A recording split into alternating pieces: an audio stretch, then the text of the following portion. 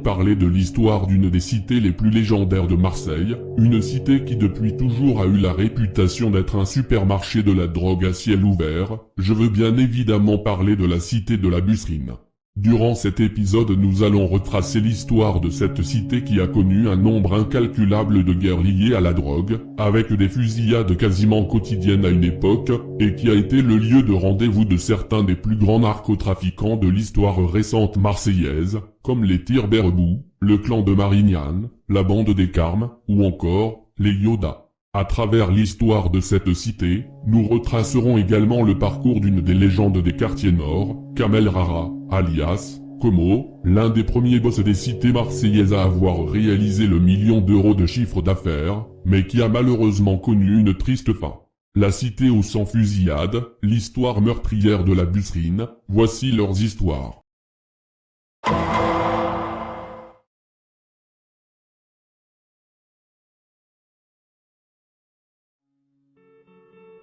L'histoire de la cité de la Busserine débute, comme la majorité des cités marseillaises, dans les années 60. En effet, c'est à cette époque que la ville de Marseille va décider d'urbaniser les quartiers nord, qui, à cette époque, ne sont que des zones remplies de champs où poussent des bidonvilles. Comme je l'ai dit dans mon épisode sur fond vert, le 14e arrondissement était rempli de champs et de bidonvilles occupés en majorité par des familles maghrébines, et, à partir des années 60, la ville a construit une grande quantité de logements sociaux afin de loger toutes ces familles qui vivaient dans des conditions déplorables. Parmi les 10 000 logements qui sont construits dans la zone, il y a une cité qui va devenir le symbole de cette gigantesque zone HLM, la fameuse cité de la Busserine.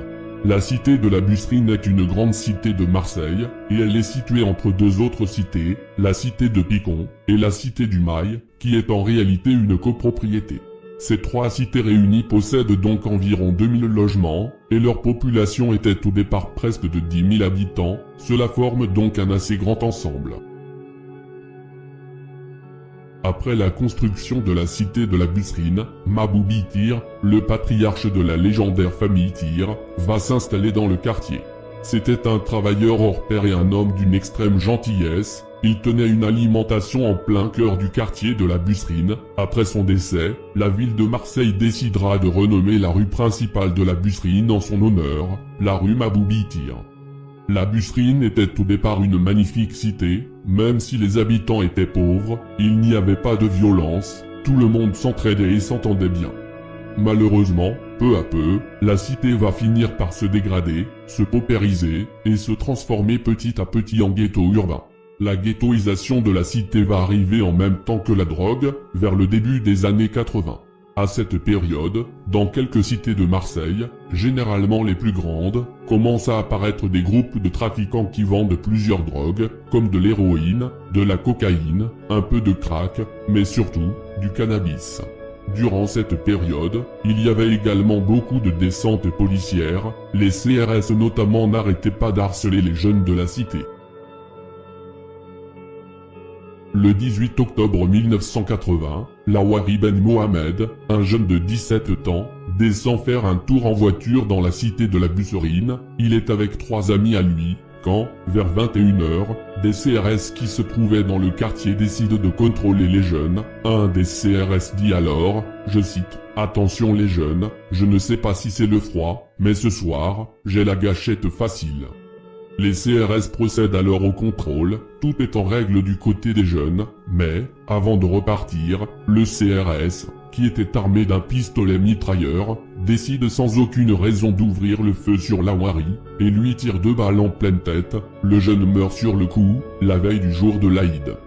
Cet acte raciste et totalement gratuit a choqué absolument tous les quartiers. Je crois que c'est la première personne à se faire tuer par balle dans l'histoire du quartier de la Busserine, et en plus, par les forces de l'ordre, cet acte de barbarie va provoquer plusieurs manifestations. Le CRS sera arrêté, mais, stupéfaction, le jour de son jugement, le CRS meurtrier ne sera condamné qu'à 10 mois de prison, dont 4 mois avec sursis, un véritable scandale. Et à quel moment a-t-il tiré? Après, dès que le chef m'avait dit que je pouvais repartir, je suis monté dans la voiture et j'attends des coups de feu. Je me retourne et je le vois, le sang qui sortait de... Durant les années 90, la situation va s'aggraver à Marseille. Comme je l'ai dit dans l'épisode sur la BAC Nord, la criminalité augmente de manière drastique, et la cité de la Busserine n'est pas épargnée. Le trafic de drogue se fait donc de plus en plus présent dans la cité. À partir de l'an 2000, la cité va véritablement se transformer en un empire de la drogue, et cela grâce à un seul homme, Kamel Rara, alias Como. Effectivement, vers le début des années 2000, celui qui est le boss du quartier est donc un certain Como, également appelé le Général. Il contrôle le monstrueux réseau de la Busserine, qui, à cette époque, est facilement dans le top 5 des réseaux marseillais. Né le 26 avril 1976 à Marseille, Como est réputé pour son ultra-violence. C'était un patron impitoyable, une sorte de Pablo Escobar marseillais. En 2005, Como est l'un des trafiquants qui progresse le plus à Marseille. En effet, son réseau de la Busserine était à son apogée. Pour vous donner un ordre d'idée, Kamel possédait une quinzaine de dealers à son service, et une centaine de guetteurs, ce qui est absolument énormissime, une véritable entreprise très bien gérée. Le réseau voyait défiler des centaines et des centaines de clients par jour dans le célèbre bâtiment H de la Busserine. De plus, Como rémunérait bien ses employés, les guetteurs étaient payés 200 € par jour, ce qui est énorme pour un guetteur. Grâce à son réseau spectaculaire, Kamel pouvait se verser des salaires de 50 000 € par mois. Selon la légende, il aurait même organisé une fête, en plein cœur de la Busserine, afin de fêter son premier million d'euros gagné grâce au trafic. Il faut savoir que, au début des années 2000, une grande partie des jeunes trafiquants émergeant des quartiers nord de Marseille étaient sous l'influence de Farid Berama, qui était leur mentor, mais également leur fournisseur, car ce dernier importait des quantités astronomiques de drogue, notamment depuis l'Espagne. L'un de ces trafiquants était Farid Regaoui, qui était le boss de la Cité de la Solidarité, une autre place forte du deal à cette période. Ce dernier était prétendument un associé de Como. Cependant, Farid Regaoui était en conflit avec une personne qui voulait récupérer son terrain de la Solidarité, un ancien associé à lui, un jeune de 26 ans en plein essor dans le banditisme marseillais originaire de la cité de la Granière, qui était lui aussi un jeune trafiquant formé par Farid Berama, Bouraoui Gardaoui. Afin d'éliminer Bouraoui, Farid Regaoui aurait organisé un règlement de compte. Le 1er janvier 2006, Farid aurait alors fait assassiner Bouraoui, qui se trouvait dans une Clio avec une autre personne. Les deux hommes ont été la cible de tirs et sont décédés. Après la mort de Bouraoui, le clan de Farid Berama aurait été du côté de ce dernier, et aurait mené une opération mortelle sur Farid Regaoui afin de se venger de la mort de Bouraoui. En effet, le 10 janvier 2006, Farid Regaoui se trouve dans la cité de la Busserine, quand un commando, qui serait mené par Karim Bouganemi, un proche de Berama, fait irruption dans la cité, et ouvre le feu sur Regaoui. Ce dernier sera atteint par plusieurs balles de gros calibre et va décéder. C'est le premier règlement de compte mortel ayant eu lieu dans la cité de la Busserine. Et vous allez épouser un homme qui va devenir un des caïds de Marseille, un des plus réputés, un des plus dangereux. Et en tout cas, il était considéré tel quel. Vous dites que c'était un cogneur de première catégorie. C'était quelqu'un qui n'avait peur de rien. En tout cas, il mettait des gens en coma, dites-vous, dans votre livre, à coups de clé à molette et... Ça lui est arrivé, oui. Ça lui est arrivé, pas qu'une fois. Et puis il y a d'autres anecdotes, mais je pouvais pas toutes les mettre dans le livre. Avec ce caïd avec qui vous avez fait... Après la mort de Farid Regaoui, une nouvelle personne va rentrer dans cette histoire. Il s'agit d'un autre membre de la famille de Como, Ali Rara, qui était lui le chef du point de deal de la cité du Castellas. Et, il est rentré en conflit avec Didier Garcia, qui est un homme de main de Farid Berama. Le 10 décembre 2006, Didier se trouve dans un parking devant le bâtiment E de la cité de Frévalon, quand un commando, prétendument mené par Ali Rara, accompagné d'un certain Farid Saïch, fait irruption, armé de fusils d'assaut, et ouvre le feu sur Didier. Ce dernier sera atteint à multiples reprises et va décéder de ses blessures. Une femme qui l'accompagnait a reçu des balles perdues mais a survécu. La voiture des tueurs sera retrouvée incendiée dans la cité du Castellas.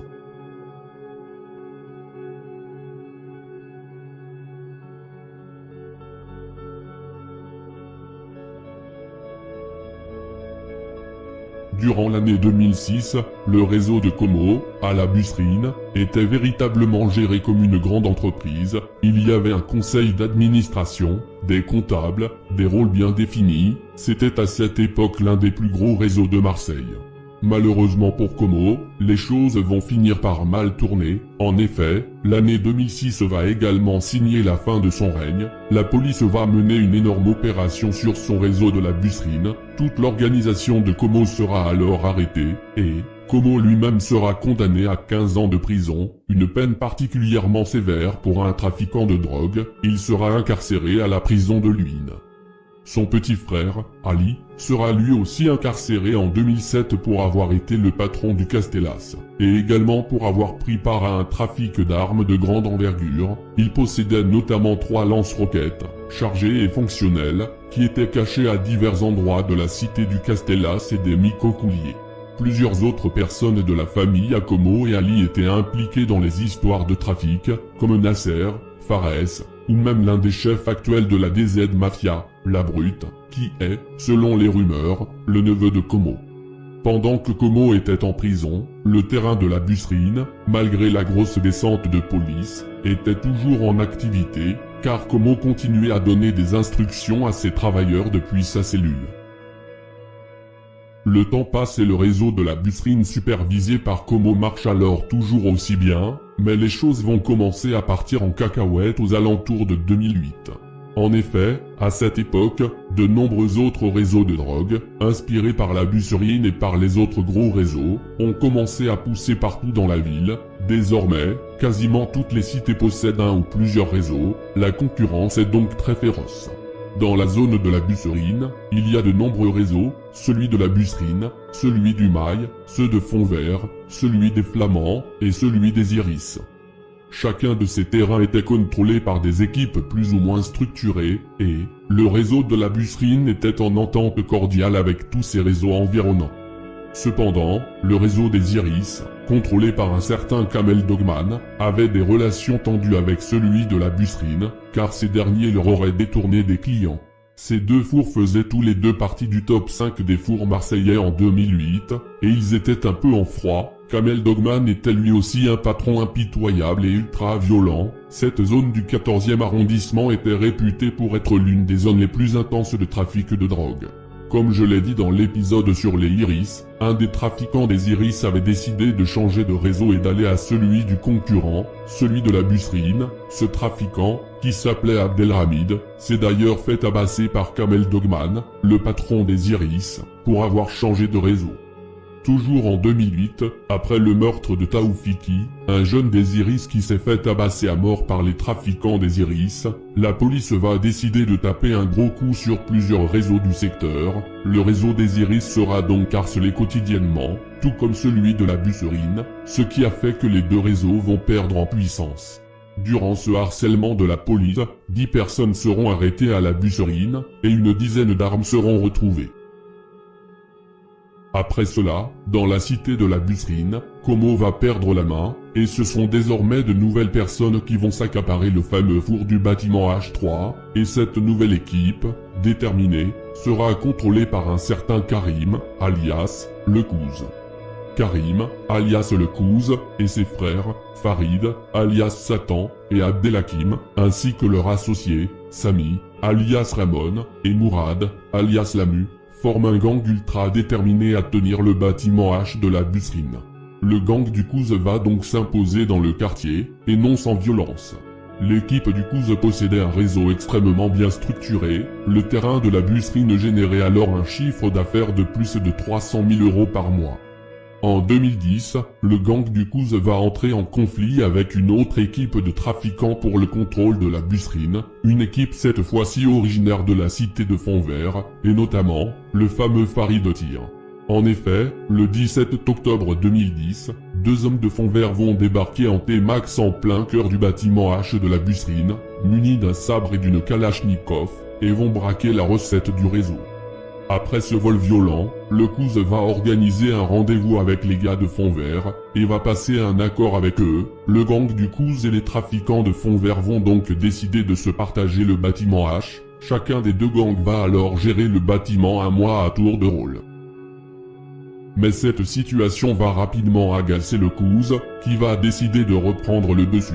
Un jour, le Kouz a dit à ses gars, je cite, « Doucement, doucement, vous prenez le monopole, on va les gicler un par un. Comme avant. Tu te rappelles quand je récupérais tout ?» La cohabitation entre les deux gangs va finir par se dégrader drastiquement, les incidents se succéderont entre les deux groupes, mais, en 2011, la police va mettre un gros coup d'arrêt dans ce conflit. En effet, tous les membres du gang du Kouz vont tomber, plusieurs membres seront condamnés à des peines entre 10 et 15 ans de prison, la police va également retrouver des dizaines d'armes, dont des FAMAS et des SIG. Durant la même période, comme je l'ai dit sur mon épisode sur Mohamed Seguir, les Tirs et le clan de Marignane vont entrer en guerre à la suite de l'assassinat de Karim Seguir par Farid, ce qui aura un très fort impact sur le futur de la cité de la Busserine, comme nous le verrons dans la suite de l'épisode. Quelque temps après, Farid Tir sera arrêté pour avoir transporté 500 kg de cannabis depuis l'Espagne. À partir de 2014, la cité de la Busserine va basculer dans une plus grande violence. En effet, à cette période, la guerre de fond vert entre le clan de Marignane, la bande des Carmes, les Remadnia, les Tirs et les Bérebouba sont pleins, ce qui aurait eu un impact direct sur la cité de la Busserine.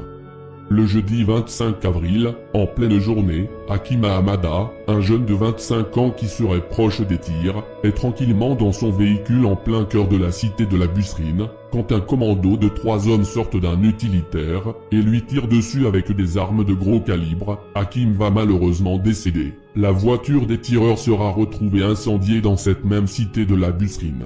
Hakim était suspecté d'être un des patrons de la cité du Mail et de la Busserine. Les auteurs de son meurtre seraient le clan de Marignane et la bande des Carmes, qui tapaient sur tout le monde à ce moment-là. Ces derniers avaient tué Mehdi Bérebou à peine 10 jours avant ce meurtre.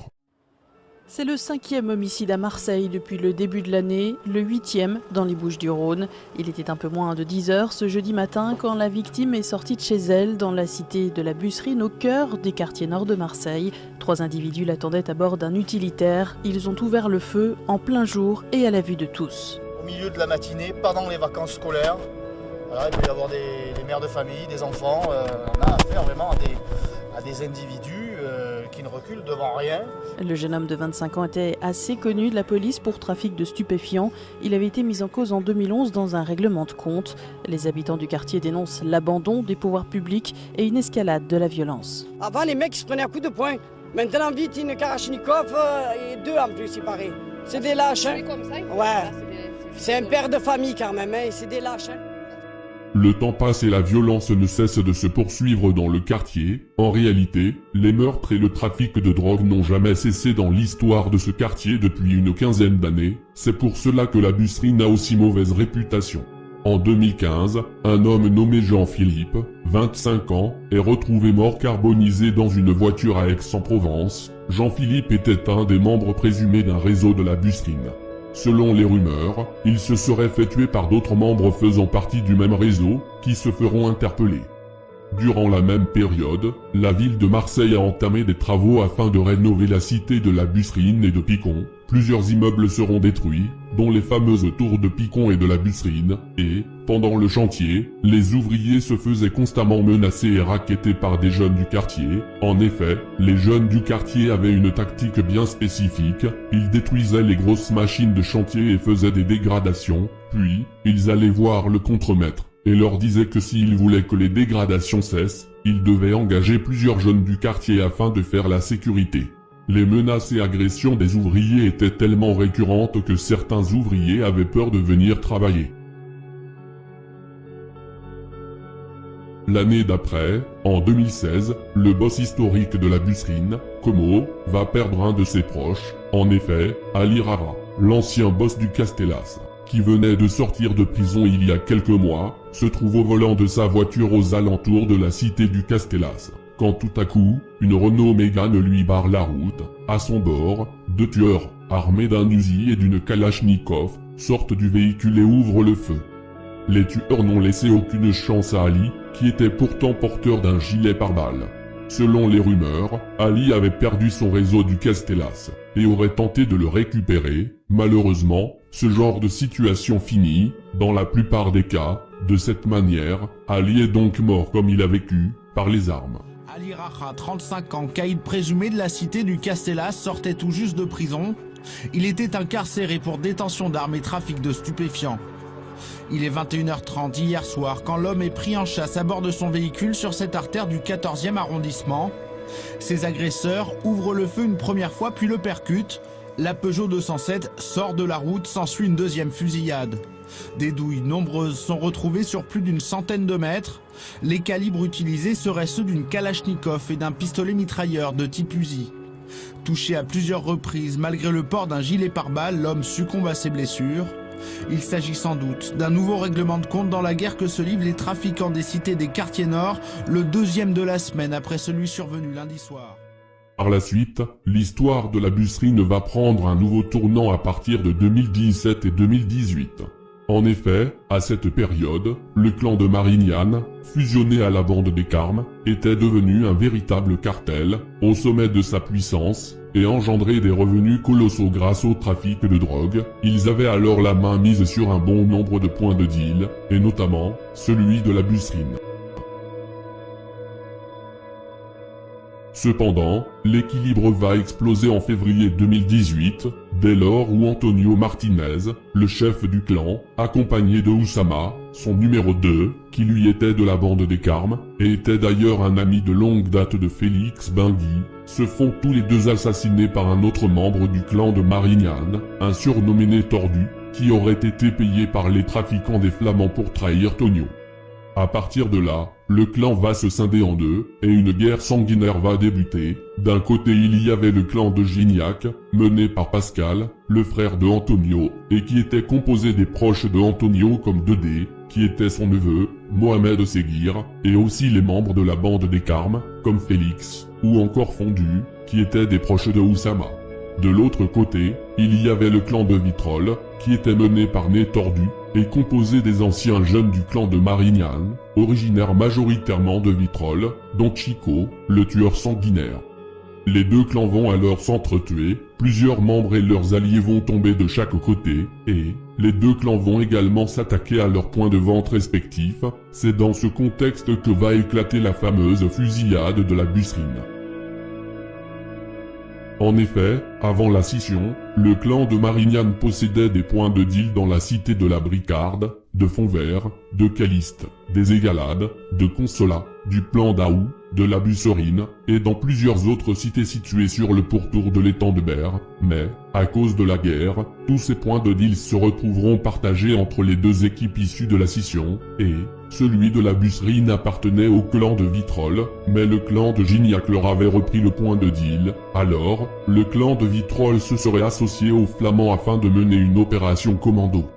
Le 21 mai 2018, un commando d'hommes vêtus intégralement de noir et armés de fusils d'assaut, répartis dans une Mégane RS et une Mégane normale, déboule dans la cité de la Busserine, en plein jour et en plein ramadan. Arrivé dans la cité, le commando va faire feu à divers endroits avec des kalachnikovs et des fusils à pompe. Une personne a été blessée par un éclat de balle, et une autre va recevoir un coup de crosse. Ensuite, le commando va aller en plein milieu de la cité, et va se retrouver face à un équipage de police. Il y aura alors un échange de coups de feu entre la police et le commando, puis, en toute décontraction, certains des membres du commando vont tirer en l'air. Et, selon les habitants, le commando va enlever un guetteur du quartier, et va finir par prendre la fuite. Tous ces événements ont été filmés par de nombreux habitants. La scène, choquante, a rapidement fait le buzz dans les médias. Tout le monde a alors entendu parler de cette histoire. Vous avez vu les jeux de guerre là, de PlayStation? Voilà, c'est un jeu de Call of. Et ça a duré longtemps? 10 minutes quand même. Ouais. Voilà. Surtout les petits qui jouent au stade et qui jouent là au jardin, c'est bon là pour eux. Très vite sur place, 2 équipages de police sont bloqués par les malfaiteurs.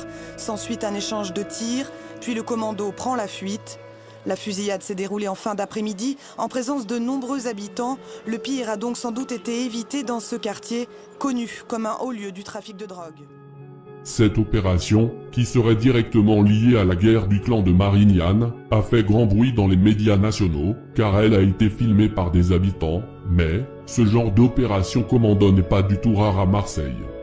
Quelques heures après ce coup de force, un homme de 27 ans se fait tirer dessus dans une rue non loin de la cité de la Busserine. L'homme a survécu. Cette nouvelle fusillade est sûrement liée à l'opération commando de l'après-midi.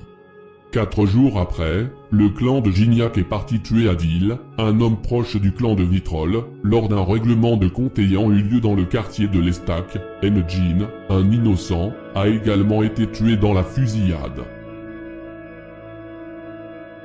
2 semaines après cette fusillade, le 6 juin 2018, aux alentours de 2 h du matin, Ryan, un jeune de 22 ans, marche tranquillement sur les quais du port, en plein centre de Marseille, quand une Renault noire arrive à sa hauteur, avec 2 hommes cagoulés à bord. Un homme descend et fait feu à de multiples reprises sur le jeune avec des kalachnikovs. Le jeune a reçu 15 balles, dont une dans le cœur. Il va malheureusement décéder. La police aurait identifié Ryan comme ayant fait partie du commando de la Busserine qui avait tiré en l'air à la Kalachnikov quelques semaines plus tôt. C'est possiblement pour son implication dans cette affaire qu'il aurait été tué. Par la suite, à partir de septembre 2018, ce sont des affiliés de la bande des Carmes qui récupéreront le point de deal de la Busserine, après avoir contribué à remporter la guerre contre le clan de Vitrolles. Cependant, à peine sortis d'une guerre, ces derniers se verront une nouvelle fois au cœur d'une nouvelle embrouille, et pas des moindres, car Como, le général historique de la Busserine, est enfin sorti de prison en juillet 2018, après avoir passé plus de 12 ans derrière les barreaux. Pendant son incarcération, Como aurait régulièrement fait part de son envie de récupérer son terrain, celui de la Bus. Donc, dès sa sortie, il mettra la pression sur la bande des Carmes, les nouveaux boss de la Busserine. Ces derniers, composés de Hassen, alias DSK, alias Le Gros, et de Gaël, alias Mookie, se devaient alors de reverser une partie de leurs bénéfices à Como. C'était le prix à payer pour avoir récupéré son terrain. Cependant, les Carmes en auraient marre de devoir reverser des loyers à Como. Ces derniers vont alors décider de lui tendre un piège. Le 12 mars 2019, la vie de l'une des légendes de la Busserine va alors arriver à son terme. Ce jour-là, aux alentours de 20h45, Kamel se trouve dans sa voiture, accompagné de son frère Faté. Les 2 hommes se trouvent en plein cœur de la cité de la Busserine. Ils sont censés récupérer leur enveloppe auprès des boss de la Busserine, quand tout à coup, un jeune du réseau de la Busserine qui était présent donne le go à un commando, qui serait composé d'un dénommé Cyril, d'un dénommé Amine, et de 2 autres personnes non identifiées, réparties dans 2 véhicules, et armés de fusils d'assaut FNC. Ces derniers déboulent dans la cité, et font feu à de très nombreuses reprises sur les 2 frères.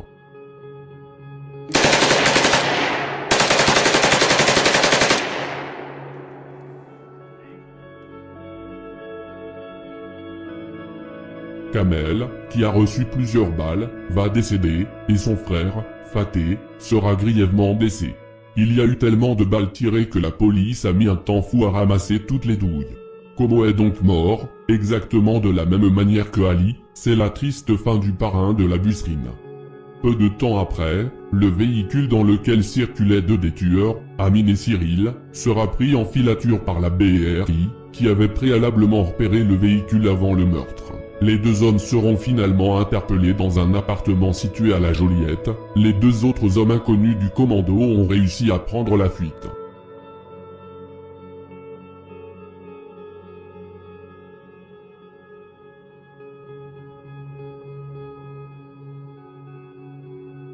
À la suite de la mort de Como, les Carmes vont faire de la Busserine leur quartier général, leur point de deal, celui du bâtiment B4.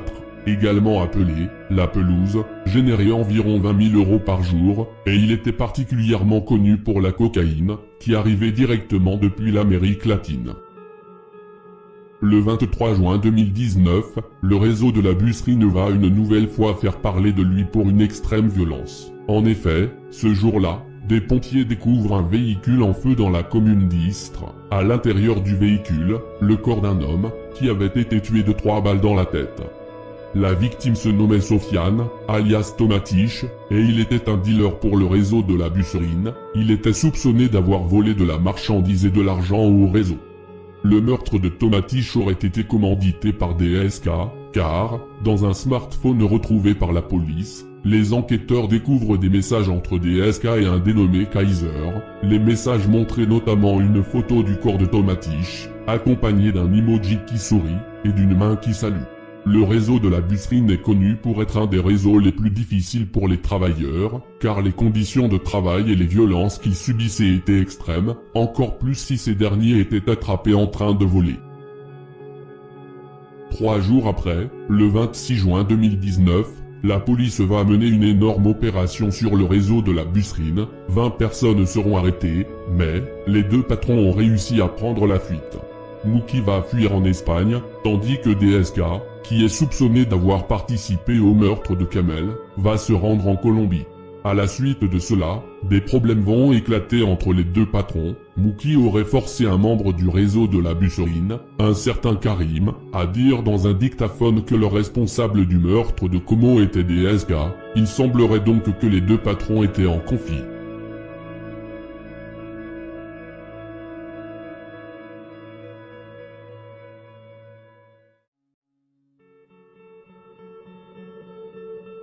En août 2019, un jeune de 15 ans, nommé Sofiane, qui deal pour le réseau de la Busserine, se fait enlever par un certain Walid, le gérant du réseau.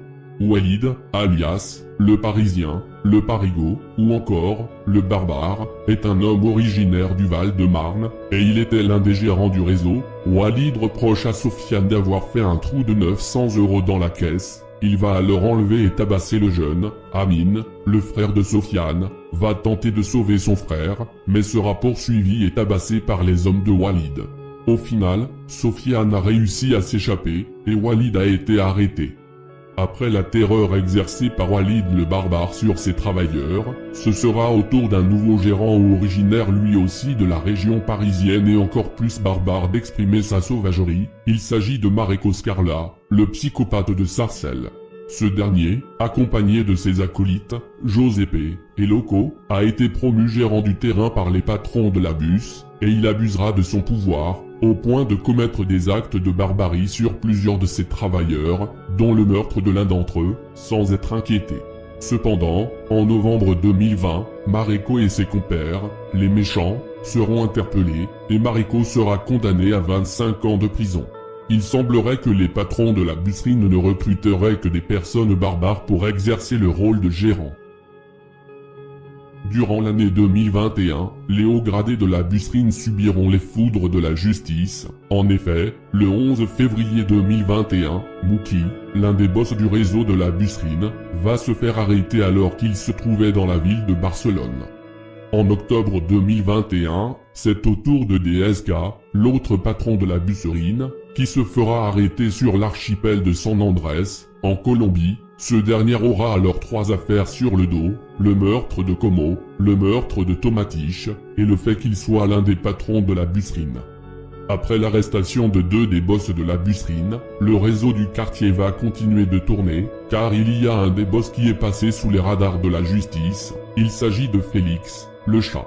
Ce dernier, sorti de prison en 2020, avait repris le contrôle du quartier pendant la pandémie, après la fuite de DSK et Muki, et il se retrouve alors à la tête d'un nouveau clan, le clan des Yoda, qui tient son nom du point de deal de Yoda, un point de deal également contrôlé par Félix, dans la cité de la Paternelle. Comme tout le monde le sait désormais, le clan des Yoda va entrer en conflit avec celui de la DZ Mafia à partir de l'année 2023, ce qui va faire de la Busserine l'un des épicentres du conflit, provoquant plusieurs fusillades et règlements de comptes mortels dans le quartier, sachant que la DZ Mafia possédait le point de deal de la cité du Mail, situé juste à côté de la cité de la Busserine. Seule la rue Maboubi tire sépare les 2 quartiers. Je vous laisse imaginer la tension dans la zone durant la guerre. La cité de la Busserine subira alors les assauts répétés de la DZ Mafia, ce qui a causé un gros coup d'arrêt au trafic dans la cité durant l'année 2023, car, clients comme travailleurs, plus personne n'osait se rendre dans la cité, par peur de se faire prendre pour cible par des tueurs de la DZ Mafia. La première victime fut Ryan, qui travaillait pour le réseau de la Busserine. Il a été tué par Matteo de la DZ Mafia. Peu de temps après, une nouvelle fusillade éclate dans la cité. Un guetteur de 21 ans atteint à plusieurs reprises a été grièvement blessé. Le 13 avril, une autre fusillade éclate. Un jeune qui se trouvait à proximité du point de deal a été poursuivi par des tueurs de la DZ Mafia armés de Kalachnikov. Atteint aux jambes et au dos, il a survécu. Ensuite, le 25 avril, 24 heures après une fusillade ayant eu lieu dans la cité du Mail, perpétrée par les Yoda, la DZ Mafia a décidé de répliquer. El Hadji, alias BBKGB, alias Baby, un rappeur de la Busserine, se trouve dans un local de la Busserine avec deux amis à lui en train de jouer à la PlayStation, pendant que trois autres personnes âgées, dont Larbi, un homme de 63 ans, sont en train de jouer au rami. Dans le même temps, deux tueurs de la DZ Mafia se rendent sur le point de deal de la Busserine, mais celui-ci est fermé. Ces derniers tournent en rond dans le quartier, mais finissent par se diriger vers le local, cherchant des personnes à tuer. Ils passent alors leur fusil d'assaut sous le rideau métallique, et ouvrent le feu sans distinction. Sur les 6 personnes présentes, 2 d'entre elles seront touchées, dont Larbi, qui sera tué, et Baby, qui sera grièvement blessé et atteint par 6 balles, une d'entre elles a traversé son cou. Baby sera ensuite plongé dans le coma pendant plusieurs semaines, les balles qui l'ont reçu l'ont rendu handicapé, il devra notamment passer de longs mois en rééducation pour tenter de retrouver l'usage de ses jambes. Après cette terrible fusillade, d'autres suivront, il y avait des fusillades quasiment toutes les semaines dans le quartier, qui s'étaient véritablement transformées en zone de guerre. À l'heure actuelle, en 2025, la cité de la Busserine serait toujours sous la coupe des Yoda, et c'est d'ailleurs le dernier point de deal majeur qui leur appartiendrait encore. Et voilà où se termine pour le moment l'incroyable histoire de la Busserine, la cité aux 100 fusillades. Cette histoire nous apprend que, je ne le répéterai jamais assez, mais, se lancer dans le trafic de drogue, ne sera jamais la bonne chose à faire. Quand on regarde l'histoire de ce quartier, que voyons-nous? Énormément de tristesse. Regardez Maboubi Tir, le patriarche des tirs, il a vécu toute sa vie dans la légalité, alors qu'il aurait très bien pu tomber dans l'argent facile, mais il a choisi de vivre dignement, et au final, tout le monde le respecte. Et il laisse derrière lui l'image d'un homme fabuleux. Il fait partie de l'écrasante majorité des gens du quartier qui sont des personnes incroyables, alors que, tous les trafiquants que j'ai cités dans cette histoire sont malheureusement tous décédés ou emprisonnés, et on ne se rappellera probablement pas d'eux dans quelques années. À quoi leur a servi leur argent, tous ces morts, toutes ces familles brisées, pour un point de deal, pour des voitures de luxe, tout cela pour mourir à 25 ans. Ne choisissez jamais le chemin de l'argent facile, car ce dernier ne vous emmènera que dans 2 issues, la mort ou la prison. Que reposent en paix toutes les personnes ayant perdu la vie dans ces guerres inutiles de la drogue.